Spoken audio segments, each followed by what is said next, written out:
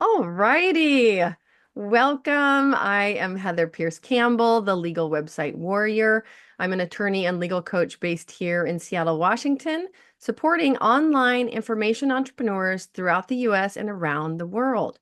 Welcome to another episode of Guts, Grit, and Great Business. I am so excited about our guest today.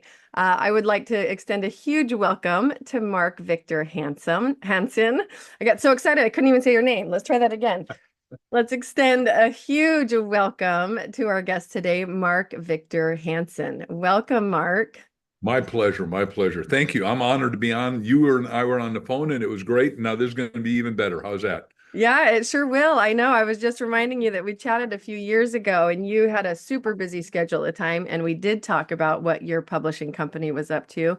And we will talk about that again today because I know you've got some exciting updates. And even though you require no introduction, let's get you introduced because we are beyond excited to have one of the most iconic voices in personal development and motivation, Mark Victor Hansen. Mark is a world-renowned inspirational speaker, author, and trainer, best known as the co-creator of the Chicken Soup for the Soul series, which has touched the hearts of millions worldwide, right? And if you're watching the video on YouTube, Mark's holding up the book. It's funny because my assistant was with her family over the weekend in a store, and they saw the Chicken Soup for the Soul series, and she said to her kids, Mark's coming on the podcast this week. And they were like, what? They were so excited. It was very cute.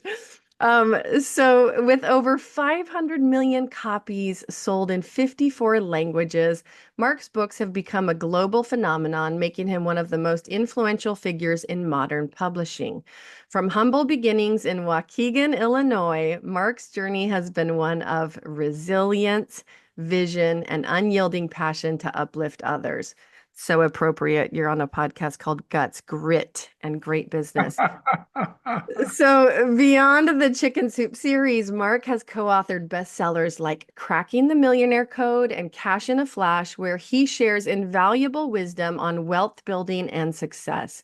His work has earned him numerous accolades, including the prestigious Horatio Alger Award and recognition in the Sales and Marketing Executive International's Hall of Fame.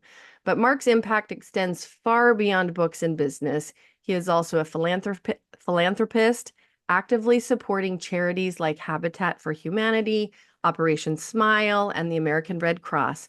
Today, Mark is here to share his wealth of knowledge, insights into his extraordinary journey, and the timeless principles that have guided him to success. Mark, welcome. I'm so excited to have you.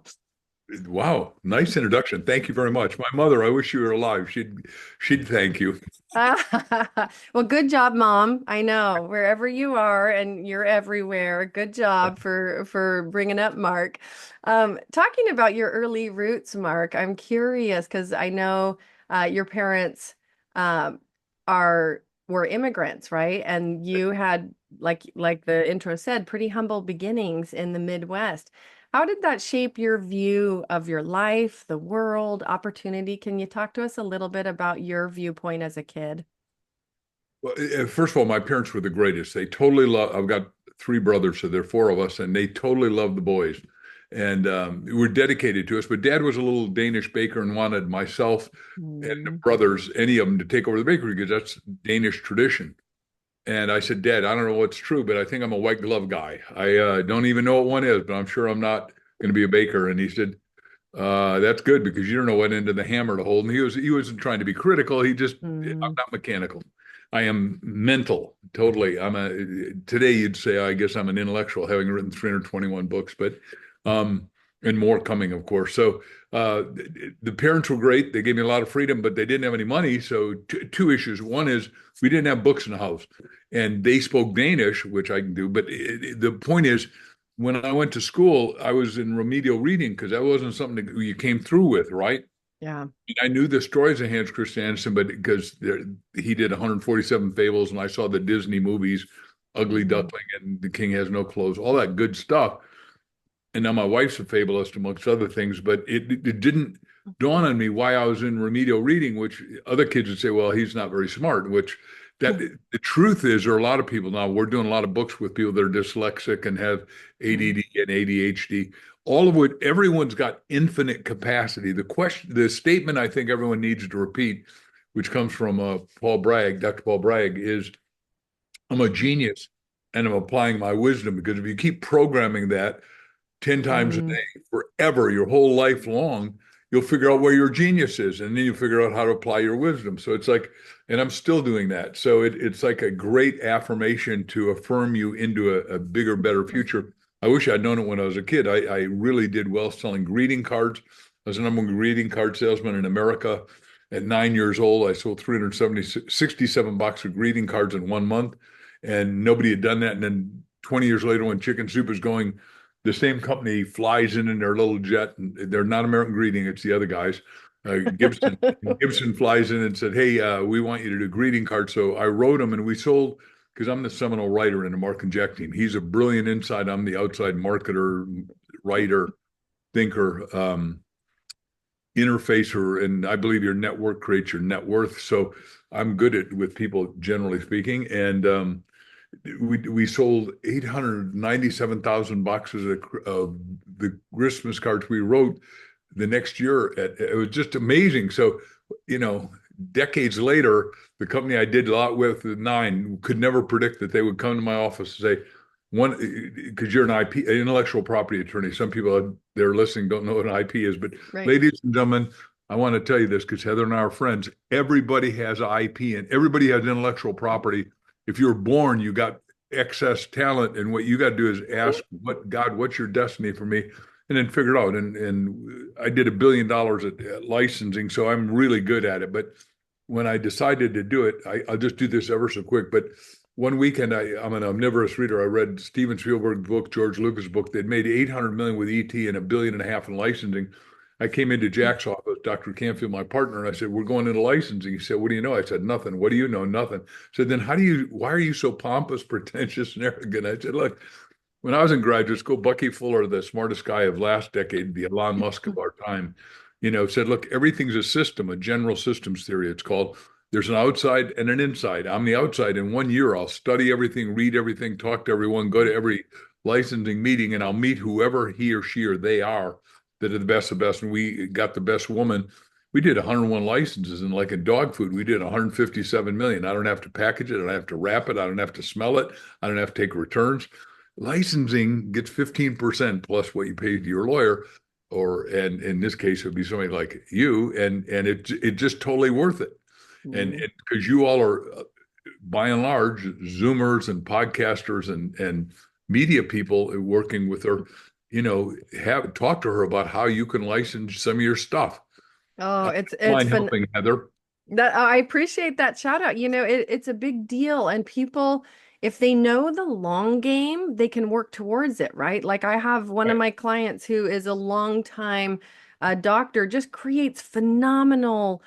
He shifted into like basically supporting mental health and longevity of other doctors, right? How do we keep people from burnout? How do we keep our Right. medical profession healthy? Yeah, and he has this amazing body of work. We began licensing it to hospital networks where they would pay for the licensing, and then all the people inside their networks have access to this amazing database of resources, meditations, mindset support. It's phenomenal. But like you really have no idea how far reaching your work can go, right? Until you start thinking about it in terms of the world of licensing. So two things about what Heather said, everybody, just because we're thinking out loud with you. But number one is the long game. Our books are a long game. This Mhm. book came out in 1993, June 28th, and it's still selling, and I still get checks on it. That's a long game. In the book business, they changed the name. They call it a long tail, meaning Yes. you get paid, then you get paid, and then you get paid. It's called royalties. In the film industry, it's residuals, and advertising, it's residuals. The point is, all of you have a long game and you want to set it up so you don't get paid once, you get paid again and again, because now we're writing biographies and even they will get paid forever and ever. It just because a book is permanent. Yes. Your YouTube, you're going to get paid, but no one's going to go back and listen to him. I did a whole YouTube on Mr. Beast, and I Yeah. think he had the most at the time. And then there's a great woman at Adele who has a million views a month, but that will fade unless they keep doing something new. And with the book business, the S curve, if you know that is, everybody out there, where you put in money at the front end to get a business going. Then our chicken soup for the soul, our goal is sell 1.5 million in a year and a half. And then we had the second helping come out, and Mhm. people would say, well, do you mind the second one sell more than the first? I said, I get paid the same on both. And we're number one for 58 weeks in a row in New York Times, USA Today, and all that.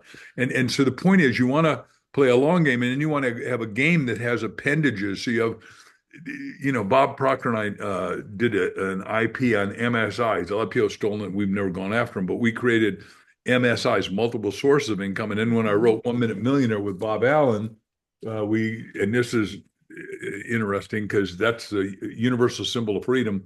And I think everybody should Mhm. read it, because I'd say first line is, there's a million ways to make a million. There's one right, perfect, easy, and acceptable way to you. Right. So we're Yes. talking about the doctor burnout, and the doctor burnout, the problem is you got to grow rich in your niche. And that doctor was so smart that he keeps fine tuning the niche to finally, with a great lawyer, Hugh, Heather, you figured out how do you go to the hospitals, get them to pay for it?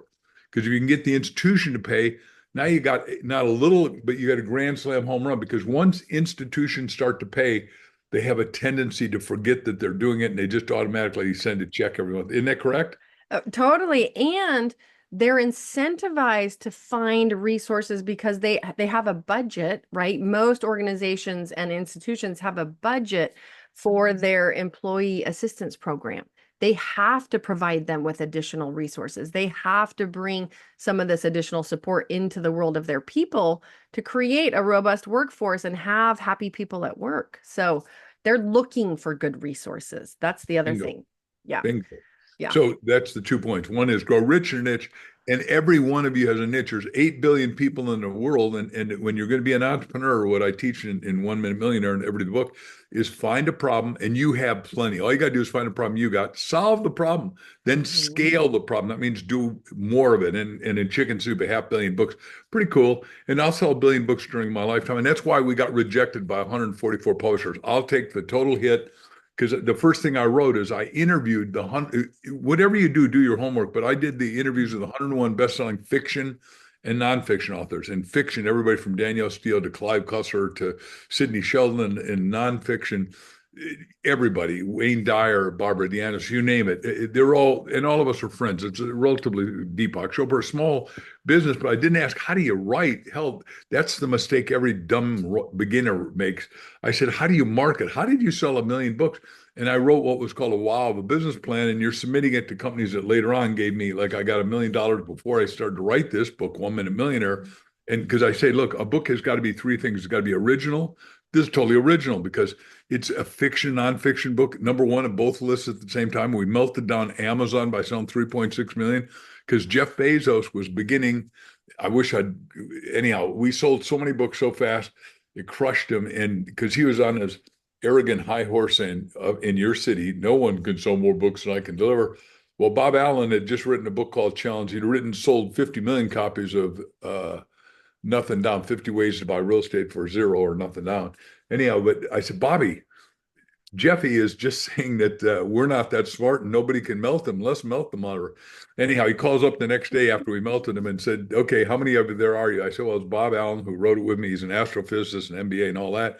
There's me, and then there's our marketing guy, Tom Painter. He said, good, you got 3 tickets waiting at the airport. Fly up here and see me. And if I'd been smarter, I would have brought a TV crew. I didn't know he was going to be the richest guy, right? And he wanted to say, how do you guys do that? Well, what we did is, remember, if you're going to make a lot of money, you got to do a lot of work, but you got to outthink them, outwork them, out strategize them, out deliver them, out produce them, out everything, and go over, under through when there's a hiccup. And we just figured out how to do it. And we partnered then with Paul Allen, not Bill Gates' Paul Allen, but the guy who's chairman and founder of Ancestry.com. And he had just 3 million emails. And we said, hey, Paul, you're our buddy. We're your buddy. Here's what we'll do. We'll send it out to your 3 million. It'll make you look good. It'll make us look good. We'll sell our book. And if they buy the book at exactly this time when Amazon, back then they were only open 6 to 11 at night, comes online, everybody will buy. And if they buy the book, they get $250 worth of stuff, electronic stuff from Mark, and 250 from Bob. Well, that's $500 worth of stuff. I'm trying to do too many numbers in my head. I do no math. I got a degree in synergetic Well, energy economics. I can tell being the mom of a kiddo with ADHD who has a very fast processor, you have a very fast processor, right? Which shows I've up in never your been told language. that. Thank you. Yeah, you can pay attention to the way people speak, and some people just are processing way ahead of other people, and their mouth just can't keep up. So I got Yep. you. We're following you. By the way, people used to go like I said, if I talk too fast, because I've done 7,000 talks in 80 countries, I said, just go like this. I'll slow down or I'll try. And I just get wound up because I can see how, like we just did, as I told you, ASU, Arizona State University, and people are sitting like that. And these Right. are some of the smartest people ever. They're young and they're all hungry and they're all little questions and they're going, I never heard any of the kind of stuff you're talking about. You're saying everybody can because I teach there's constitutional capitalism based on free enterprise. My daddy taught the more enterprising you are, the freer you are, but it's based on you. You're the base of the triangle. Mm. We got a great constitution. We need to abide by it. And then free enterprise, this is the only place. It doesn't work this way in Europe. And I've talked in China 80 times and never again, but because they no longer like us. The CCP wants to steal and shut us down. And I've talked to Mm. Russia and Moscow and all that. So I've been everywhere, had a great time when it was capitalistically oriented, but now they're Maoistically and communistically oriented. I hope it's okay that I say that. I think so. I don't tend to vet people on like, screen out what they say, but it's we do have significant opportunities in the United States, and I think so much of it about whether or not you end up actually being able to do anything with that opportunity is, like you said, are you focused on the right thing for you, right? Riches in Yeah. the niches, but also I want to still go back to what you said. I am a genius and I'm applying my wisdom. Yeah. If right, it is about focusing on, and I know I've read tons of your stuff and even in your bios all over the place, about what is it that makes you happy? I can see a thread through your life. I mean, you studied communications, right? Like back in the day, and like it has become the thread and the thing of your life between your speaking, your writing, right? It's all about communications. On that point, though, did you expect when you did like the chicken soup for the soul and some of these early things that ended up phenomenally successful? Were you expecting that level of success? Did it take you by surprise? Walk us through what was actually happening for you at Okay. the time. Yep. So I teach four basic things. Figure out what you want. And Crystal, my wife, and I wrote the whole book on that. That's a bestseller, and it's now going to be a movie. Ask the bridge from your Mm, dreams to your destiny, because every one of you has a destiny, and it's a great destiny. But you got to go in your inner knower and say, God, what's your destiny for me? God, what's your destiny for me? 101 times before you go to sleep. You'll wake up in the middle mm, of the night. I recommend you get a purple pen if you can. That's God's highest color, at top of the electromagnetic spectrum, and write whatever it says and get your little bum out of bed. But you do it right before you go to sleep because the kids technically are supposed to be asleep. The husband or wife isn't interrupting. The dogs aren't barking. The phone isn't ringing, hopefully. Hopefully you're smart and shut it off. But when you wake up in the middle of the night, that's God talking to you and said, look, this is a destiny, what you were coded for a birth. So you got to ask yourself, number one, what do I want? Number two, mm, and ask yourself God's destiny before you go to sleep. Right before you go to sleep, because then I can go through the stages of the mind, but basically you're in a hypnagogic state. Number two, you got to put it in writing. This isn't Mark mm, law, it's spiritual law in Habakkuk. Anyhow, number three, you got to visualize it so you see it. And number four, you got to get a team to get your dream. One and one equals a power of 11 as you look at what my two fingers are doing, right? And Jack and I mm, were a perfect mastermind team. And we wrote down that we'd sell 1.5 million books in a year and a half. And then we carried around a 3x5 card that said, I'm so happy and grateful. I'm selling 1.5 million Chicken Soup for the Soul books. We came out the 28th of June, 1993. By Christmas, December 25th. And by that time, we'd sold 1.3 million. We didn't hit 1.5 million. Like we said, we were 200,000 short. But the next year, I wrote down you're going to have five because you need 10-year goals, because sometimes it starts slow, like you would telling me in business. I'll bet most of your people would tell you that. But when it hits, right, that whole S curve, when it goes vertically straight up. It's not maybe. So we went from 1.5 million to 5 million to 10 million to 15 million, and nobody's done that. And we're still rocking.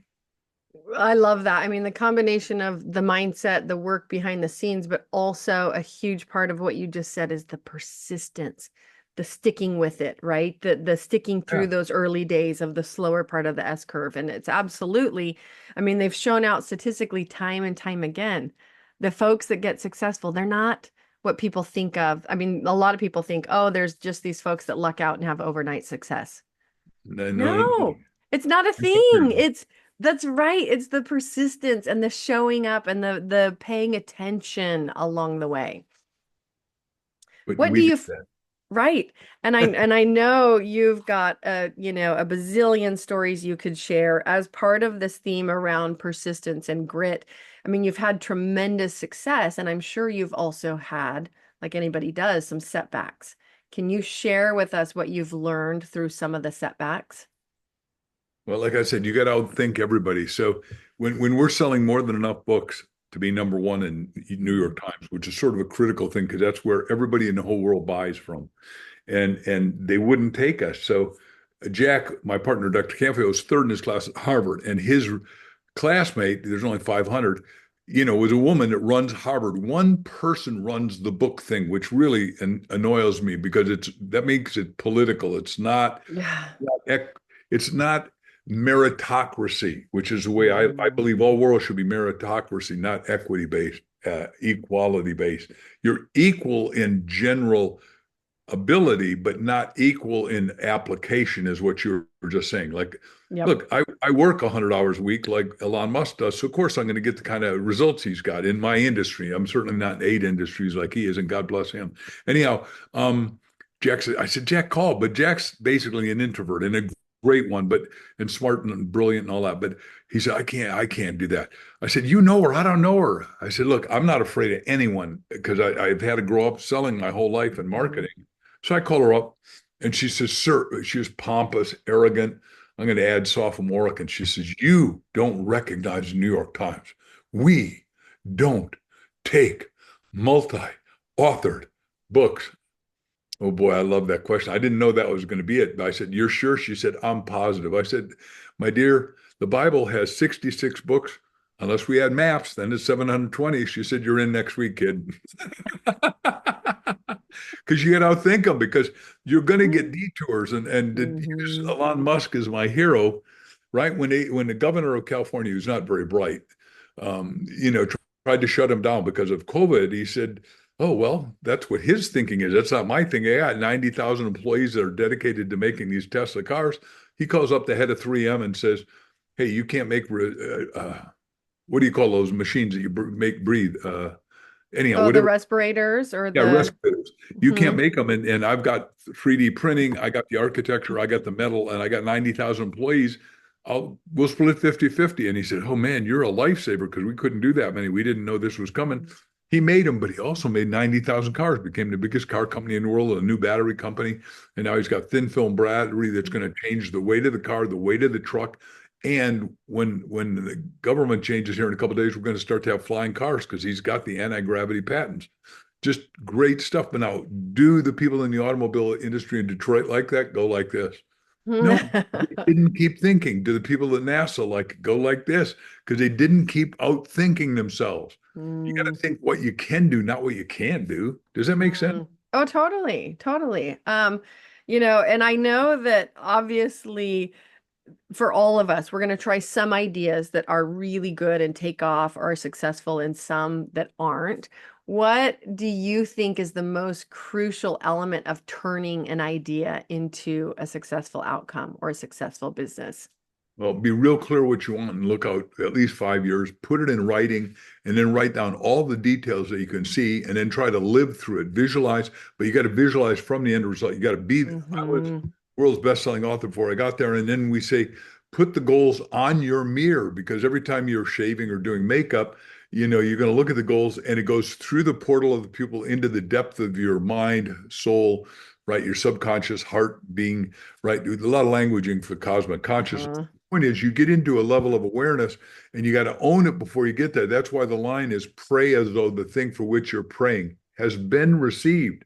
You, Yes. it's gobbledygook. And you go, what do you mean? I got to have it before I get it. If I had it, then I would have it. No, you'll get it because even when I was 9 years old and wanted the bicycle, I said, I want the bicycle. My father said, look, equivalently, it'd be a Trek bike today, $12,000. My dad was sure a 9-year-old can't turn around that amount of money. Little did he know. Anyhow, I said, can I have it over myself finally after beating on him endlessly and fruitlessly? He said, yeah, go ahead. And then I got the greeting card, sold the crap out of him, sold a lot of stuff, shovel snow, made the money, but he took half of it, put it in my college fund, which at the time, he, not being educated, he couldn't explain to me why that was like a super good idea. Later on, I was real glad for that because I was my own scholarship. There you go. I love it. I And love then it. I worked 3 jobs going through school because I just I like to have money all the time. I didn't, you know, it's not okay not to have money. No, no, no, no. Everything is harder without money. Yeah, everything is harder. Um, you talk a lot in your journey about the power of asking, and it sounds like there's multiple points to that, right? The power of asking from the big vision standpoint and consolidating down like what it is that you want. Talk to Yeah, me about what else that means though, just in everyday life, because I do think a lot of people have a hard time asking, right? brilliant question, Heather. So our book asks it says so clearly the bridge from your dreams, because all of us have dreams to your destiny. Mhm. You've got a destiny to fulfill. I don't know what it is. And if you ask God, what's my destiny? God, what's my destiny? 101 times before you go to bed, you'll know in the morning if you're smart enough to write it down. The point, though, is that once you know your destiny and you go take the action steps, you'll go get it. But what we say is there's 3 levels to asking. Ask yourself, ask others, ask God. So in Mm. 1974 in graduate school, I've been with Bucky Fuller. I tried to be him. That was a mistake. But I was building $2 million worth of buildings, houses, botanical gardens, aviaries, geodesic dome structures as tennis courts. And I built the Wall Street Racquet Club, all kinds of cool stuff. And 2 million back then was a serious amount of money. Yeah. So the problem was I was building out of plastic, PVC, polyvinyl chloride. The Arabs came along and said, we can write checks so big your bank's bounce. Well, I get called by the companies supplying me who I didn't like then, still don't like, Monsanto, and said, you're doing 40,000 a month, but you're out of business because we're not going to supply you anymore because you're just Mm. little. And I go, what? And it was my best, worst experience. For 6 months, I'm sleeping in a sleeping bag in front of another guy's room. Now I finally am smart enough that's why we made it as a principle. You got to ask God. I said, okay, God, what is you want me to do if I got to commit suicide here? Because you lose all the money, you lose your Mm. self-esteem. I lost where I could Yes. live. I lost my car. They took back the Eastern Court District used to take away your clothes. They were really smuck. We're talking about 1974, so 50 years ago. And Mm. I don't mind judging them. This is not like a good idea. And it wasn't a good idea. No, it's But not a good bankruptcy idea. may be for some people listening a good idea and it's honorable and something to do. And there's a lot of ways to get through it. So I'm sleeping in a sleeping bag in front of another guy's room. And I say, okay, God, what do you want me to do? And God does the opposite. He says, what do you want to do? And I said, I want to talk to people that care about things that matter, that make a life transformative difference for them. Next morning, I'm having breakfast. Show you how fast this system of asking works. 3 guys at breakfast. I say, hey, any of you guys know somebody not a Broadway star, not a celebrity, because we were in New York, right? Mm. Hicksville, not a cotton top with white hair like me, not a lawyer, not a doctor. And they said, yeah, yeah, this kid may be 10 years older than you. He's out in Paw Paw going on in New York. I had a little $400 pitted window, permanently air conditioned Volkswagen. It rattled and shook and it was tragic. And I had to wipe off the snow off the windshield. But I drive out there and there's 500 people in the room. And back then, it's for you listening, you're going to think Mark's lying about this, but there's no microphones back then. So he had to shout to the room. And by the time that he's done 3 hours, they started out despondent, disconsolate, burnout. But he's funny, he was light, he was bright, he was entertainment. He said, if you do this, you'll be massively successful. They're all bouncing off the walls. I go up to Chip, who became my mastermind partner and friend. I said, Chip, I want to take you to lunch. He's because his voice was burnt out. I said, I want to do what you do. He said, no, you don't. Kid, go get a real job. You don't want to do this. This is hard. Long story short, he tells me 10 questions to ask and stay in the life insurance business because he owned real estate in the 5 boroughs of New York. And he said, you'll call on 10 people, one will say yes. It's 6:30 at night the next day after getting beat up by 9 people. And it's an old, wonderful Italian guy that weighed 450 pounds. If he naked with his ink pen half empty, he was just big boy. Anyhow, and there's nobody in the office except him and myself. And he thought I came to try to get a job selling insurance, but we had a great talk. I did the questions. I said, Chip gave me the last question, which was killer. Do you want to cut the check or have your secretary cut it? And shut up. He said, I'm a big boy. I can cut the check. I said, thank you. And he wrote me a check. Back then, it was $25 for 4 seminars: prospecting, presenting, good habits, close. I was going, I got a business. I don't know what I'm going to teach, but I got a business, because do the thing and you'll have the power to do the thing Emerson taught. So, and I'm ready to leave. And he said, wait a second, Mark. Here's a directory to everybody at Metropolitan. Now, his voice was sort of grovelly Italian. And he said, you got to understand, I'm the number one guy in the number one insurance company in the world, Metropolitan. You call all those guys. They don't say yes. You tell them call back to Big Tony, because you and I are friends forever. You got it, kid? I thought, God, you just released me.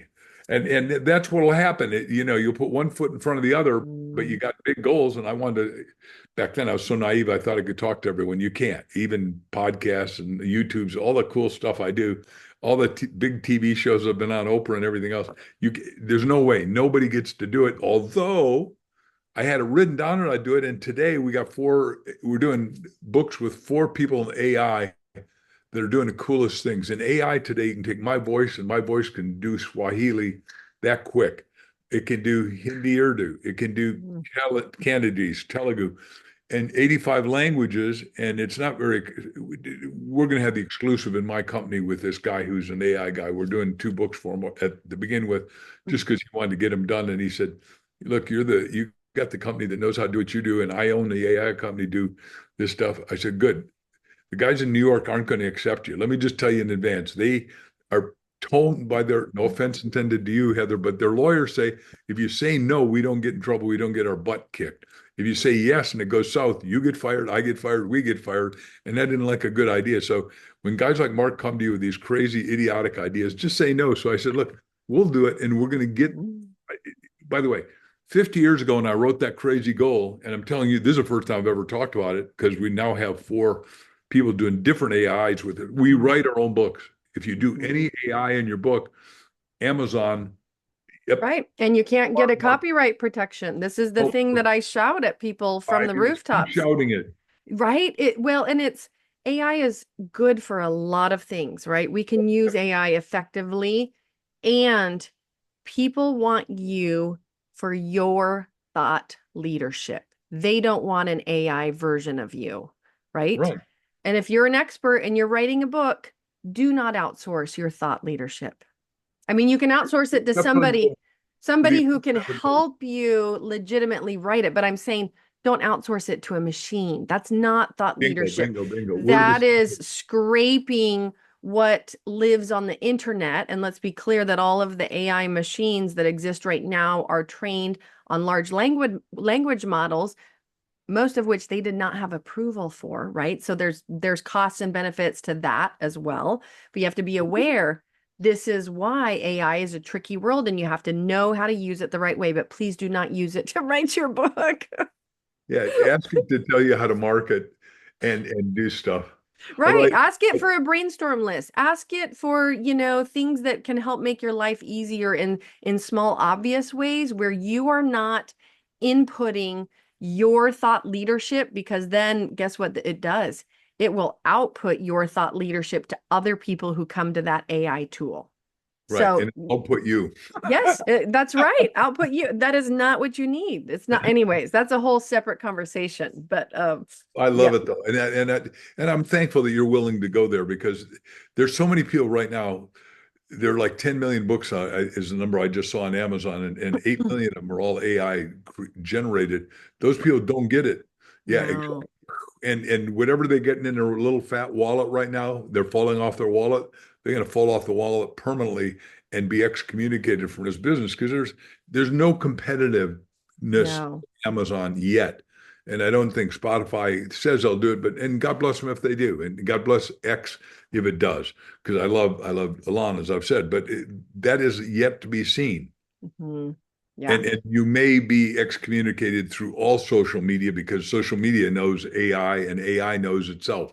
By the way, I'm making this up, and if I'm wrong on any of those three ideas, correct me because I study AI at least a half. I think everyone needs to study it a half hour a day because the world's changing that fast because of It's AI. Yeah, it's changing very fast. We do have to be aware of trends. We have to be able to participate in the conversation and also influence from the standpoint of personal ethics how this all turns out. And there are a lot of people that show up and outsource not only their ideas, but their ethics to either other people on the internet, to machines. And like that is just not it's not what we can do. We have to, and it's the same thing in business, right? You have to, from a perspective of longevity and where is this headed, also be having very real conversations about what it means to do that ethically versus Let me unethically. talk to that because I've been in so many businesses now. The way Crystal, my beloved wife, who I call the goddess of exquisiteness, I we Oh, check. there's going to be a lot of people that are envious of that title, the goddess of exquisiteness. I That's wrote it amazing. myself because I write my own stuff, like I said. Anyhow, we now check out everybody because we had a guy come to us that looked perfect, and then all of a sudden we checked it out: complaints, legal, Yes. fraud, and Yeah. he had an 8-page rap sheet, and I went, who? And we almost hired him. We hired him and dehired him, and we're going to let him into our computer, and that's like a dumbass squared dangerous. Let me go back to the goddess of exquisiteness just for 1 second. In Chicken Soup, this is the 20th anniversary issue after 20 years. For those of you that are single and looking for your ideal other person, most people say, well, from a girl's point of view at 16, I want him tall, dark, handsome. And if he could be rich, all the better, right? And from a guy's point of view, I want good looking eye candy, and that's enough. Nah, superficial. I wrote down, I don't know if we can see that or not, but like Right. 267 things of what you need in your ideal other person. And you got to be it to get them. That's the deal. Yes. She likes me and likes my business. Beautiful, takes care of herself. We're each other's number one priority. Slender and radiant fit, superb conversations, wise, witty, wonderful. And then the things she can't be, she's got to be a non-smoker because I'm not kissing an ashtray. That's not something I'm okay with, right? And I don't want somebody with lung Me cancer. neither. Me neither. Just Got to be a FYI. non-alcoholic because all of us knows. Look, every one of us can get addicted, and I'm addicted to positive things like reading too much, talking too much. You can see that I can't shut up, and but I got it. I understand my problem, and a non-drug user but and that so that's a 20th anniversary, and you can get them cheap today. There's so many of them out there, Mhm. like 10 or 20 million of these out, and you can get them at thrift books for like $2 or $3. And I'm not trying to keep you from eating. If you don't have any money, go to the library. I don't care where you get it. Oh, well, that's right. I just went to my local library the other day and checked out a whole slew of books and made sure that all my information was updated. It was fabulous. We have to support our libraries. Anyways, I love that. Let me talk to that two ways. Number one is Mm, we teach our kids and now our 6 grandkids 10 minutes of reading as a family every day together. And mm, libraries, for those of you without a lot of money, is a perfect place to go. And libraries were funded and founded by my hero, Andrew Carnegie. And if you do get to New York, you want to go to his house in New York. If you get to Scotland, you want to go to his house. I've been to both in Dornoch, Scotland, anyhow. But in New York, here's a guy with a third grade education, became the first billionaire. And what he says is authors are the wealth of the nation. Now, I'd edited to nation to world, but remember, we're talking about 1865. He wrote that. Number two is that no man or woman gets rich, which fits your show, without enriching all others. Now, yeah. because what we got idiot politicians now saying they're stealing all the money. No, they are creating massive value, which gets massive reward.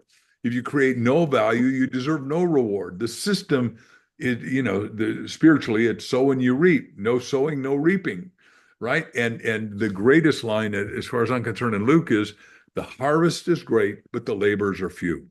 Back to what you said Mm. about persistent, consistent, insistent, right? And somebody says you're too driven, but look, I go on the best vacations in the world and with my family, and we're going in a short time I've wanted to go to Nepal for a long time. We're going to Nepal and Cambodia and Thailand.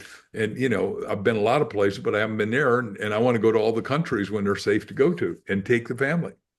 and then make sure they go all the grandkids got to go to every one of the presidential libraries that exist and stuff like that, and go through all the cool stuff at Smithsonian, which if you really did all of it, it would take a lifetime. But Right.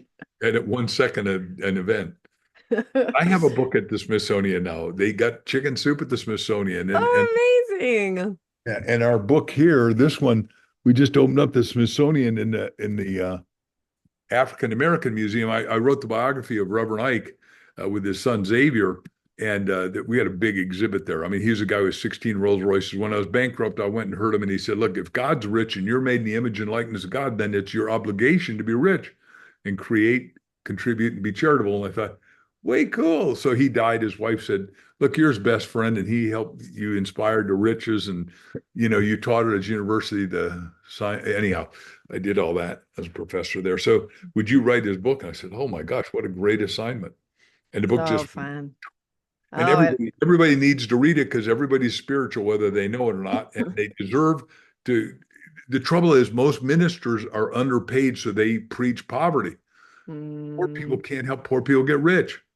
It no. doesn't exist. And you say, Mm, well, can I get rich if I'm not a lawyer like you or a writer like you? Well, absolutely. What you and I said is that you do service businesses, which I'd like you to talk to now a second. And forgive me, I'm going to switch because Crystal and I are teaching. Look, half of us are maybe we're really good at school. I'm good there, and you were obviously, but we just did a book called Elevate with Tommy Mello. Well, he's a guy ADD, ADHD, mhm. can't make it the number one audio in America for the last 3 months, and he made $650 million doing garage doors.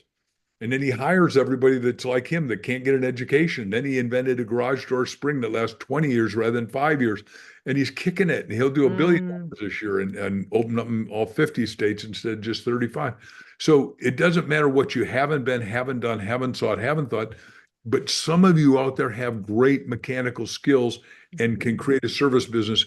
Heather, would you be so generous as to talk to that and why they need an attorney when they do it so they go from personal service to macro service and franchising or whatever you want to tell them? Oh, yeah. No, absolutely. I mean, I think that first of all, I want to speak to what it takes for people in a service business and why I love them so much is so often these are truly heart-oriented people, right? Solving real problems. I mean, whether you look at anybody from the we'll call it licensed professional side, in the healing space, in the therapy space, all the way over to somebody who is a service-based, like physical brick and mortar, like the guy that you just talked about, right? Delivering a actual Garage product. doors. Yeah, that's right. Garage doors, right? It is really about connecting to a problem that you know how to solve that makes other people's lives easier, better, faster, whatever it is, whatever the goal is. And we all have our unique zones of genius. We all have our areas of interest, right? It's different. And I think the part of your message that I love is like really leaning into what is my niche? What is my zone of genius? What is it for me? And yeah, there's massive opportunity in the service world from the standpoint of creating essentially a concept, a business idea that then, you test in the marketplace and it takes off. I mean, even when you think of a saturated market, like there's somebody that I know of that started a sandwich shop, I think somewhere in California. And you would think, how on earth could there be room for another sandwich shop, right? That could just take over. And they went through like really creative naming of all the sandwiches and the way that they build them, so different than what is out there and giving people all of these healthy options. People love this sandwich. I need to go look up the name. And now they're No, you franchising don't. You don't. all over the We're West, right? writing a book. Oh, We're, you're it's kidding. called Ike's Love Sandwiches. Yes, there And, you and Ike, go. his book comes out in February, and Ike is a great friend now. I mean, he's attended my seminars forever. And Bob Proctor said, "What do you want?" Because we were doing goal setting, and he said, "I want to be bigger than Subway." He said, "Then write it down, and he'll be bigger than Subway in about 2 years." And Ike's Love Sandwiches. What he did is he failed a couple of times, but what he did that really smart is in San Francisco. You're right. He started. Here's Oracle. Yep. With Microsoft, he put it in the middle between it. There's 3 hour lines waiting to buy very expensive sandwiches. All the sandwiches are named. They're named Yes. after somebody famous. In where we live here, they're named after Booker, who's number one or Mark Victor Hansen's got a sandwich, of course. And but he names all the sandwiches so the people come in and say, I want a Booker. Like my grandkid would eat only Booker number one sandwiches because Booker is this amazing. He's the next Michael Jordan, probably, right? And right now they are winning every game. So he'll probably be number one this year at Phoenix Suns. So, but it's so cool is that he does that everywhere, and he's got every store makes about 6 million a year. So these are really profitable, and he will joint venture with people that want to do it. Mhm. And then that did so well. He's doing Ike's Love Donuts, and he's underpricing everybody else's donut to $2 to buy the market. And he's kicking it everywhere he goes. At Dunkin' Donut, better watch out because this guy's gaining on him. But his name's Ike Shahiden. He's a foreigner who came here and just had guts and grit. And Mhm. everyone thought, well, you're not that smart. No, he's brilliant.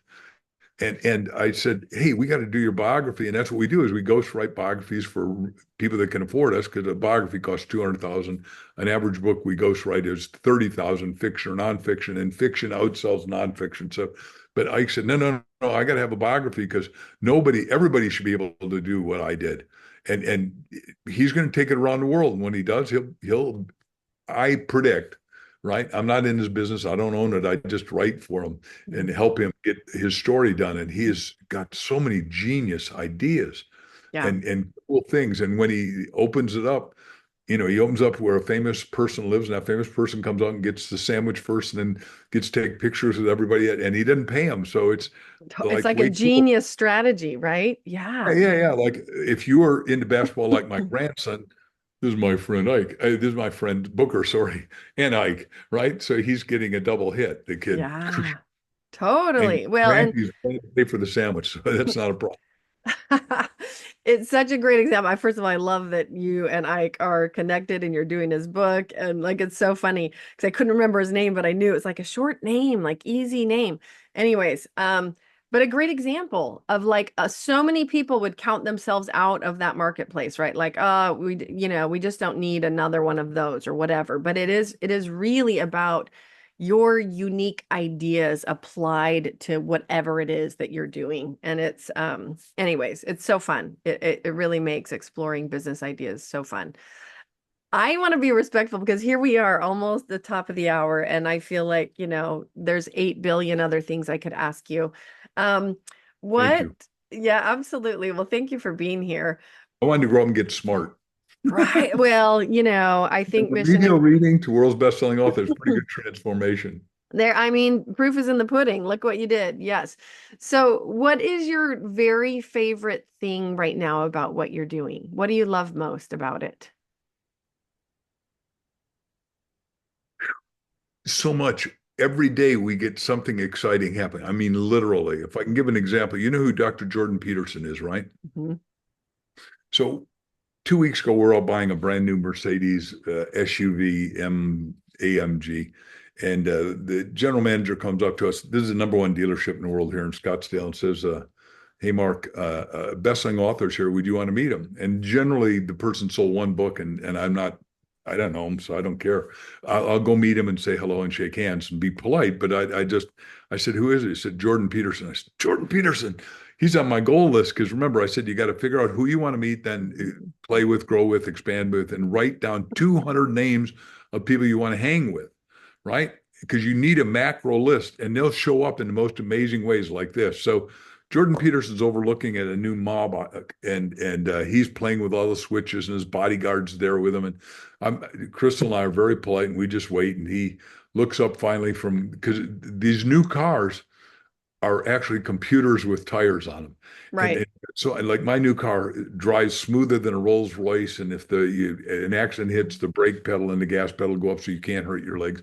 And if anyone bumps you, they get a video of the whole person. So they're in trouble. Legal's is game is going to change like that. And so is insurance. Thanks to Elon Musk, even though he's got the Germans changing it.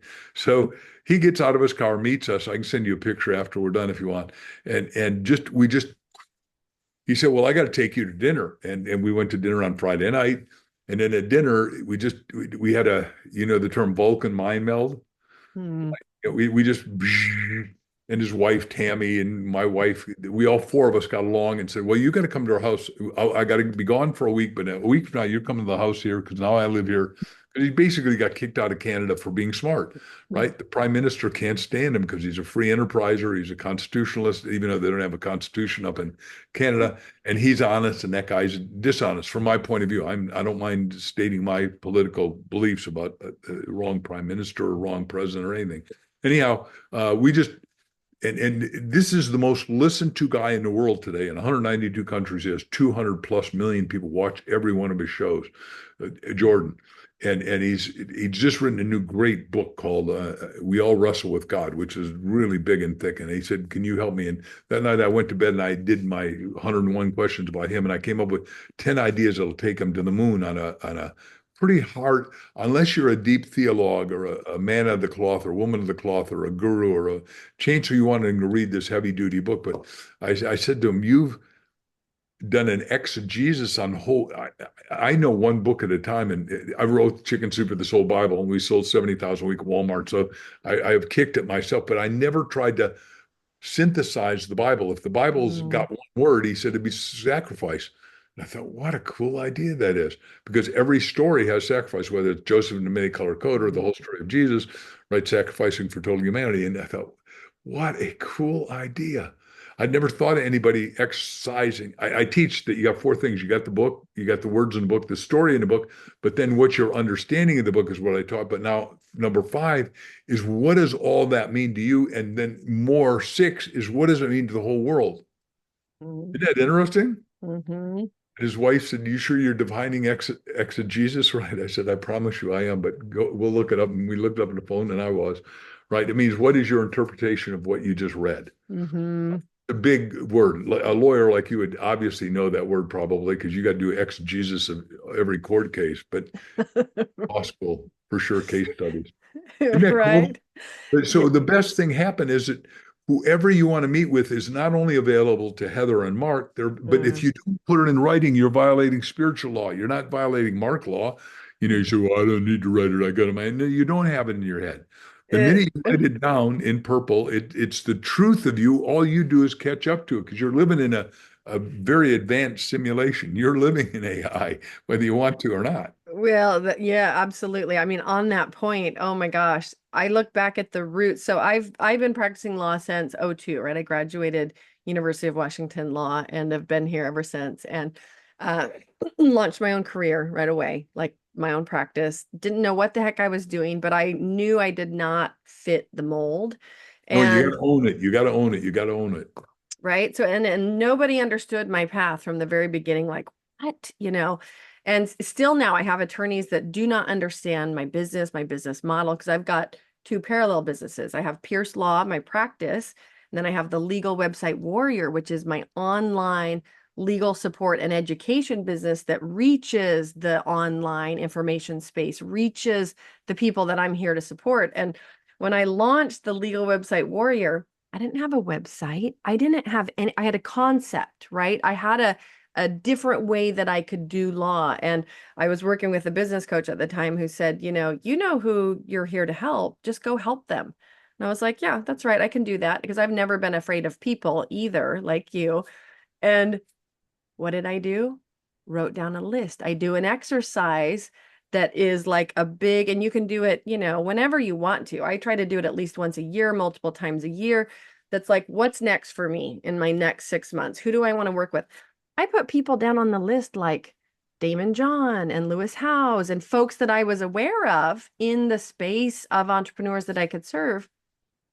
I did a whole list. And would you know that within a very short period of time, about 80% of them had become my clients, including those guys at the top, right?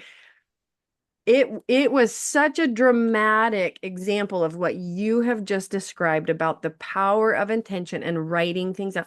I had no idea how I would cross paths with Damon John. He just published a new book. I thought that'd be fun to support his work, right? And then a month later, at a conference in Phoenix, down by you where you live, I met his director of digital operations. He said, "What do you do?" I said, "I'm the legal website warrior. I protect online businesses for industry leaders." He was like, "Give me your business card." By the way, that's a good closing line too, because and that's the point is all of us, if you read Science of Getting Rich with Wallace Wallace, all of us are impressing the infinite stuff.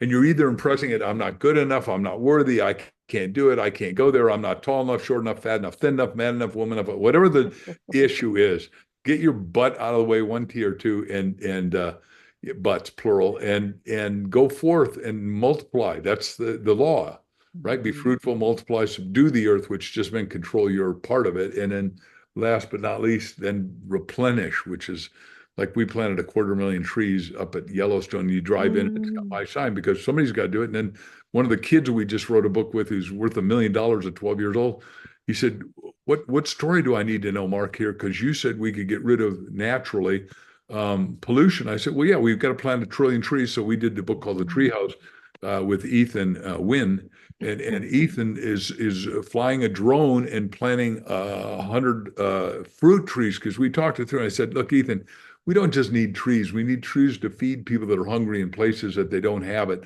So let's do apples to, I don't remember what the Z was, but I'll do mulberry.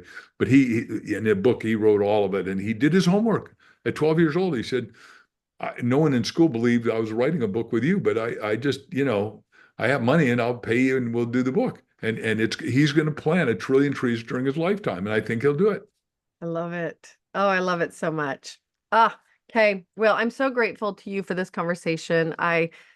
People are going to walk away, I think, with so many things that they can go do right now. The list, the going to bed at night and asking 101 times, right? What is my purpose? Yeah, that's good too. Yeah, or what, the whole mission. And I just think it's about putting one foot in front of the other and taking the right next step, right? And you've just given our audience a tremendous amount of things to think about that will guide them as they move forward and tuning in and finding some new ideas. So any final thoughts about what you're up to, about what's next for you? How about where can people connect with you? Where would you like them to come find you? Two different places. If you're ready to do a book, and everybody's got a story in them, I wrote a little $10 book called "You Have a Book in You." But if you want us to help you with the book, go to markvictorhansenlibrary.com because Mm. I'm addicted, like you are, to a library, and that's a wonderful Yes. place to take your kids once a week. Every Tuesday night when my kids were little, we faithfully marched off Thousand Town to the library, and they could get anything they wanted. And obviously, we took them bookstore. I was rich, so I could buy anything they wanted.